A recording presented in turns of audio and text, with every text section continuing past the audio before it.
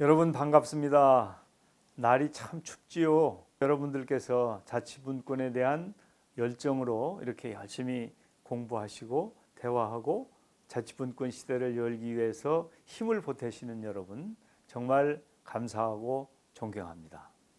저는 정세균입니다. 제 이름이 세균인데요. 세상 세자 고를 균자이죠. 세상을 잘 고르라.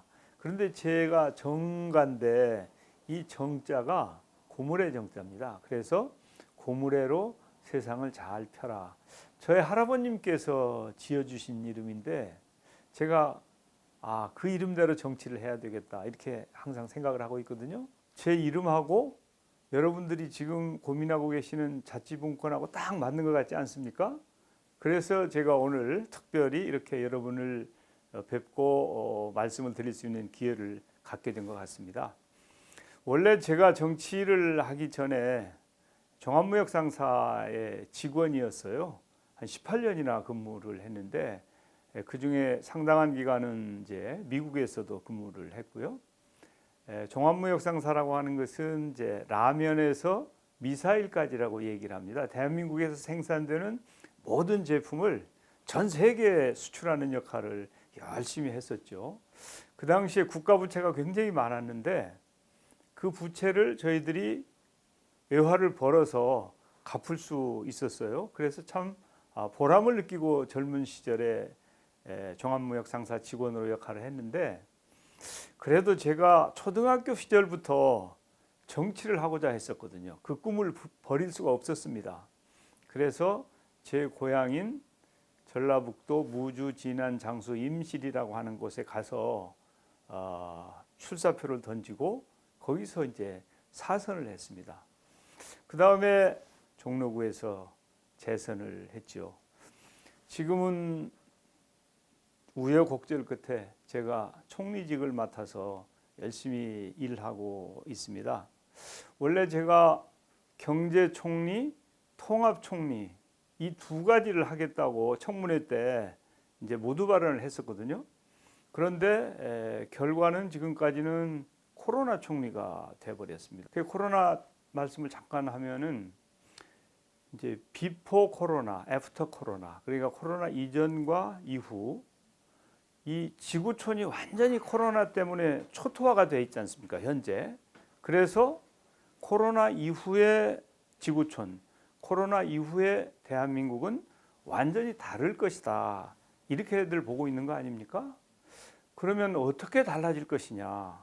그것 때문에 세계의 석학들, 정치가들, 기업인들, 관료들 모두가 고민들을 하고 계시죠. 그런데 공통적으로 공감대를 만드는 말씀이 이제 더 나은 재건. 이건 이제 우리나라에서 창안된 것은 아니고 OECD에서도 그런 이야기를 하고 바이든의 선거 구호이기도 했어요. Building Back Better. 첫째는 상생과 지속 가능한 지구촌을 만들어 가야 되겠다는 것. 두 번째는 이게 그냥 되는 것이 아니고 연대와 협력이 필수다. 그런 말씀입니다. 지속 가능성과 연대. 이게 앞으로 코로나 이후의 지구촌의 인류가 다시 생명력을 유지하고 지구를 더 좋은 삶의 터전으로 만들어 가기 위한 그런 키워드로 이렇게 봐야 될 것 같은데요. 저는 그 해답을 우리식으로 표현하면 이게 바로 자치분권의 실현이 아니겠냐 이렇게 생각합니다. 그런데 이 자치분권이라고 하면 꼭 그 지방자치 쪽만 생각할 수도 있겠는데 제가 생각하기에는 이 자치분권이라고 하는 것은 중앙과 지방이 유기적으로 소통하고 협력하고 협치를 하는 것, 그게 바람직한 지방분권일 터이고 그 지방분권이 코로나 이후 시대에 우리 지구촌을 더 밝고 더 행복하게 만드는 그런 과정이 아닌가 생각을 합니다. 그래서 지방분권이라고 하는 것이 코로나 시대 이후에 해답이 될 수 있겠다라고 하는 것이 저의 생각인데요. 그러면 이제 자치분권이 우리 대한민국 역사에 어떻게 잘 발전해 왔는가? 이제 우선 한번 그 과거를 한번 돌이켜 보시죠. 뭐 여러분들이 우리 대한민국의 지방자치가 어떻게 실시되었는지 너무 잘 아시잖아요. 1948년에 재헌헌법에 들어가 있었지만은 이제 그게 시행되는 데는 몇 년의 시간이 걸렸고 또 이제 5.16 이 군사 쿠데타로 이게 중단되었다가 87년에 개헌에 이게 들어가고 이렇게 해서 우여곡절 끝에 그리고 또 그 과정에서 제가 존경하는 김대중 대통령님께서 13일이나 단식을 하셔서 지방자치를 결국은 실현하도록 했죠. 처음에는 기초의회를 했다가 광역을 더했다가 자치단체 장까지 이제 함께 그 국민들 지방자치를 실현하게 되었는데 이제 그 과정이 참으로 힘들고 어려웠다. 그런데 자치분권론자들 또 지방자치가 민주주의의 핵심적인 요소라고 생각하는 많은 국민들의 노력의 산물이기도 하다. 그럼에도 불구하고 한마디로 표현하면 우리 대한민국의 자치분권의 과거는 한계가 있는 것이었다. 이렇게 말씀드리고 싶습니다. 그러면 이제 오늘의 자치분권의 현주소는 어떤가? 이걸 한번 생각해 볼 수 있을 것 같습니다.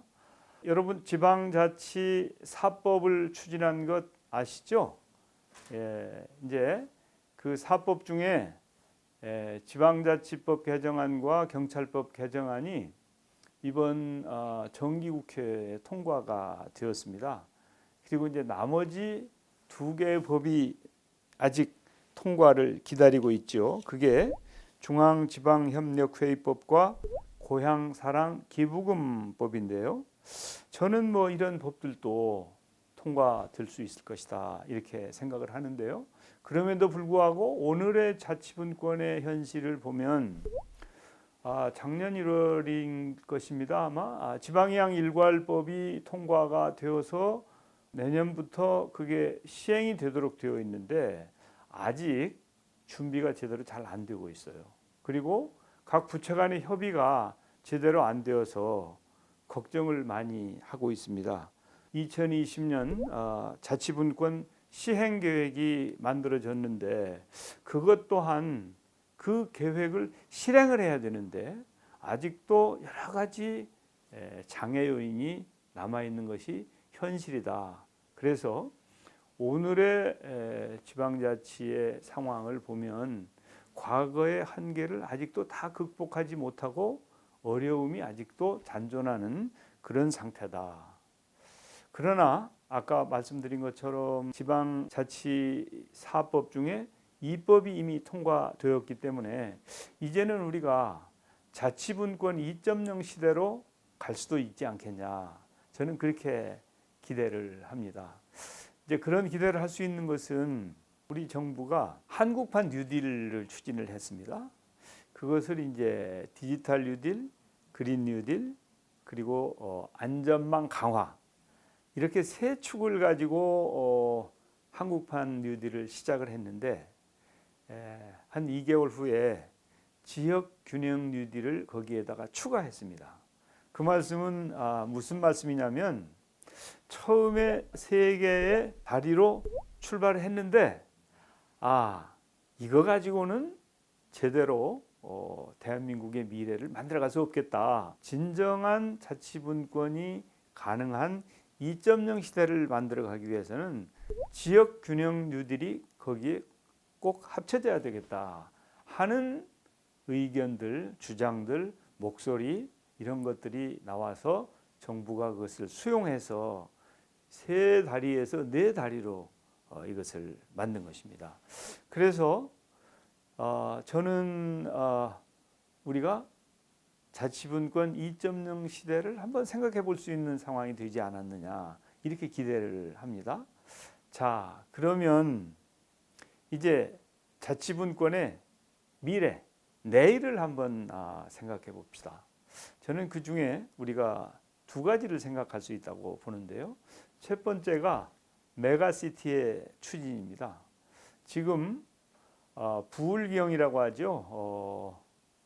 그 경남, 부산, 울산 이 부울경에서 가장 열심히 하고 있는데 우리 김경수 경남지사가 아마 적극 추진을 주장하고 있는 것 같습니다.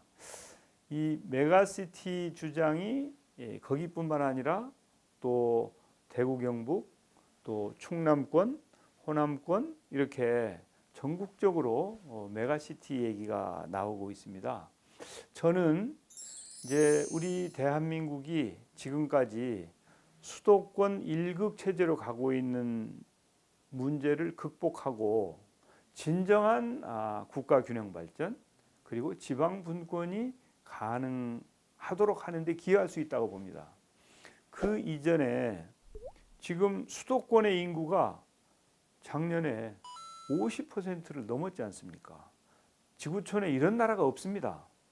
이렇게 1극 체제로 가다 보면 국가 경쟁력도 제대로 발휘될 수 없고 자치분권은 더더욱 먼 얘기가 될 터이죠. 그래서 우리가 지금까지 열심히 노력해서 자치분권 2.0 시대를 열어가려고 하는데 이게 장애물이 있는 거 아닙니까?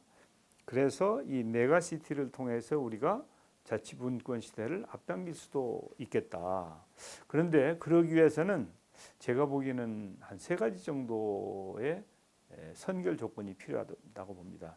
첫째는 주민들의 동의와 참여입니다. 시도지사들이 합의를 하는 것으로 되진 않죠. 이제 물론 의회가 합의를 해야 될 터이죠.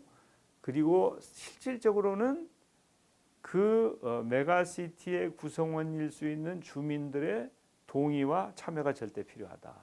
두 번째는 서로 연결이 잘 돼야 됩니다. 그러기 위해서는 광역 교통망이 구축이 되어야 된다. 그 교통망을 통해서 서로 쉽게 이동하고 소통하고 협력할 수 있는 길이 만들어져야, 그런 틀이 만들어져야 메가시티가 성공할 수 있겠다. 세 번째는 유대와 공감입니다. 이런 광역자치단체의 주민들 간에 서로 아끼고 사랑하고 협력하는 그런 유대, 또 어떻게 이 메가시티를 경쟁력 있는 그리고 국가 경쟁력에 기여하는 또 주민의 삶의 질을 향상시키는 그런 도시로 만들어갈 것인가에 대한 공감이 만들어져야 된다. 저는 뭐 이런 세 가지가 만들어지면 메가시티는 불가능하지 않다 이렇게 생각하면서 중앙정부 차원에서는 지방이 합의하고 메가시티를 추진해 나갈 때 적극적으로 지원할 그런 의사를 가지고 있습니다. 또 하나는 미래 자치분권을 확실하게 2.0 시대를 제대로 열어갈 수 있기 위해서 꼭 필요한 것은 저는 개헌이다 이렇게 생각을 합니다. 사실은 4, 5년 전 뭐 더 멀리는 훨씬 그 전부터 저는 개헌을 열심히 추진해 왔습니다. 그런데 제가 추진하는 개헌의 중요한 것 중에 하나가 분권이었습니다. 저는 분권의 개헌이 꼭 이루어져야 된다. 그래서 이제 수평적으로는 입법, 행정, 사법 이 3권 분립이 제대로 되는 그런 분권, 또 수직적으로는 중앙정부와 지방정부 간의 분권이 확실하게 이루어져서 지금보다는 지방의 역할이 점차적으로 커지는 그런 개헌이 꼭 필요하다 하는 주장을 해왔는데 사실은 정말 노력을 많이 했는데 개헌에 성공을 하지 못하고 미완의 숙제로 남아 있습니다. 그때 제가 개헌을 추진할 때 전국의 자치분권 운동을 하시는 분들하고도 소통을 많이 하고 나름대로 힘을 합치려는 노력을 했지만 성공을 하진 못했어요. 그렇지만 저는 언젠가는 틀림없이 우리가 성공할 수 있을 것이다 이렇게 확신을 합니다. 그래서 지금 보시면 지방자치단체의 입법권이나 재정권이 굉장히 중요한데 입법권은 국가의 법령의 범위 안에서 이렇게 돼 있거든요. 그러니까 조례를 자율적으로 제정할 수가 없습니다. 그러니까 국회가 통과시킨 법, 그리고 중앙정부가 통과시킨 대통령령이나 뭐 총리령이나 부령이나 이런 시행령, 그 범위 안에서만 입법권, 자치 입법권이 있는 것이거든요. 그것은 반쪽짜리도 되기 어렵다. 또 이제 재정, 자치분권을 제대로 하려면 재정적인 뒷받침이 있어야 되지 않습니까? 그런데 우리 헌법에는 이 재정권에 대한 언급이 아예 없습니다. 그나마 지금까지 8대2, 중앙이 8의 재정을 쓰고 지방이 2를 썼었는데, 그래도 문재인 정부 들어와서 74대 26으로 개선이 되었습니다. 이걸 빨리 7대3, 70대 30으로 가야 되고요. 더 나아가서 60대 40으로 가야 됩니다. 왜냐하면 60대 40이 지구촌의 글로벌 스탠다드이거든요. 그래서 우리도 그렇게 가야 자치분권의 미래, 자치분권의 내일이 우리 국민들을 위해서 힘이 될 수 있겠다, 이렇게 저는 생각을 합니다. 이제 지방자치단체도 그렇고요, 정부도 그렇고, 크고 작음은 있지만은 높고 낮음은 없다고 저는 생각을 합니다. 그래서 중앙과 지방이 대등한 입장에서 소통하고 협력하고 경쟁하는 그런 시대가 바로 우리가 만들고자 하는 자치분권의 2.0 시대, 자치분권의 미래가 아닌가, 저는 그렇게 생각을 합니다. 이렇게 자치분권이 잘 이루어지면 저는 우리 대한민국의 모습이 새로워질 거라고 생각합니다. 지금까지 우리 대한민국은 중진국의 탑에 가 있었습니다. 그리고 지구촌의 많은 나라들이 야, 우리도 대한민국처럼 좀 해보자, 정말 큰 자부심이죠. 그래서 우리가 우리보다 뒤에 따라오는 나라들을 위해서 여러 가지 도움도 주고 힘이 되는 노력을 많이 해왔는데, 이제는 자치분권의 확실한 실천을 통해서 정말 우리 대한민국이 새로운 모습으로 태어나야 되겠다. 저는 첫째가, 지금까지 우리 경제가 잘 해왔는데 한마디로 표현하면 선진국 따라하기를 아주 잘한 그런 경제였다고 생각합니다. 그게 바로 추격 경제죠. 그런데 이제는 선진국 따라하기가 아니고 우리가 앞장서가는 경제가 돼야 되겠다. 지금도 그런 것들이 있지요. 반도체라든지 5G라든지 조선도 그렇고 여러 부분에 우리가 앞장서가는 부분이 있습니다. 그렇지만은 지금보다는 좀 더 한 단계 이 업그레이드가 돼가지고 우리 경제가 추격 경제에서 선도 경제로 가야 되겠다.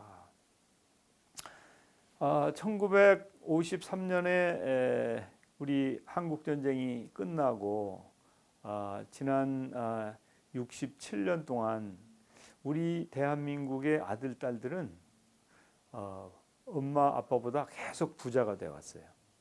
우리 경제가 계속 성장해 왔으니까요. 그런데 지금 우리 양극화가 심해져 가지고 우리의 아들, 딸들이 과연 우리 세대보다 더 잘 살 거냐, 보장이 없습니다. 불평등 사회, 그것이 문제입니다. 양극화가 심각한 것이죠. 저는 이제는 우리가 불평등을 완화하고 포용사회로 가야 된다고 생각을 합니다. 포용사회. 그래서 더불어 잘 사는 대한민국으로 가야 된다. 그리고 요즘에 정치도 그렇고 다른 부문도 그렇고 국민들께서 걱정하시는 것이 있죠. 너무 갈등이 심하고 분열하고 이래서는 안 되죠. 저는 대화하고 통합을 해야 된다고 생각합니다. 이렇게 이 추격 경제에서 선도 경제로, 불평등 사회에서 포용 사회로, 분열과 갈등 대신에 대화와 통합의 사회로 가면 우리 다음 세대는 우리보다 더 행복하고 그리고 또 우리 대한민국은 더 부강한 나라, 부유한 나라로 갈 수 있다. 저는 이렇게 확신을 합니다. 그 중심에 그러한 대한민국을 만들어가는데 자치분권은 선택이 아니고 필수다.